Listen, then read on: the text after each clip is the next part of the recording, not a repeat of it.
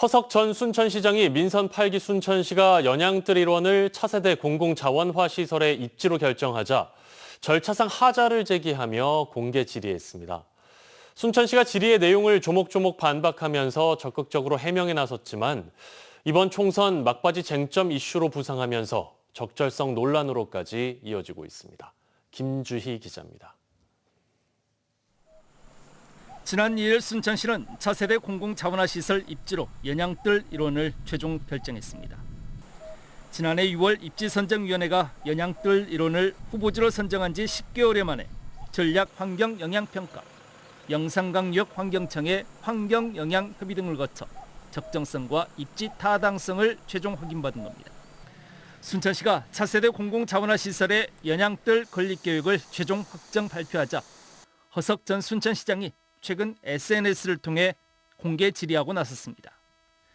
순천시의 연양뜰 차세대 공공자원화 시설의 입지 결정은 절차상 하자가 있다고 주장하며 민선 7개 결정한 후보지 4곳을 백지화한 이유 등 4가지를 순천시에 공개적으로 따져 물었습니다.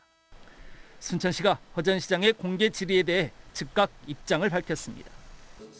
허 전 시장이 주장하는 민선 7기 당시 시설 입지는 최종 결정된 바 없었다면서 백지화라는 표현부터 맞지 않다고 주장했습니다. 황전, 월등면 등 지역 주민들의 거센 반발 속에 당시 전략환경영향평가 본안 작성을 포함한 주요 행정 절차를 중단했고 이후 진전 없이 결국 민선 7기 임기를 마쳤다는 겁니다. 또한 그 사이 정부의 환경정책이 매립에서 소각으로 크게 달라진 만큼 폐기물 처리 시설의 원점 재검토는 불가피한 행정행위였다고 설명했습니다.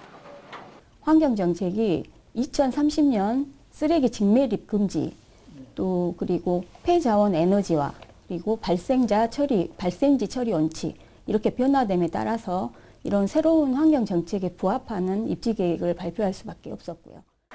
시는 이와 함께 폐기물 처리 시설 운영 방식은 아직 정해진 바 없고 시설 지하화에 따른 안전 문제에 대해 설계 단계에서부터 세심하게 검토하겠다고 밝혔습니다.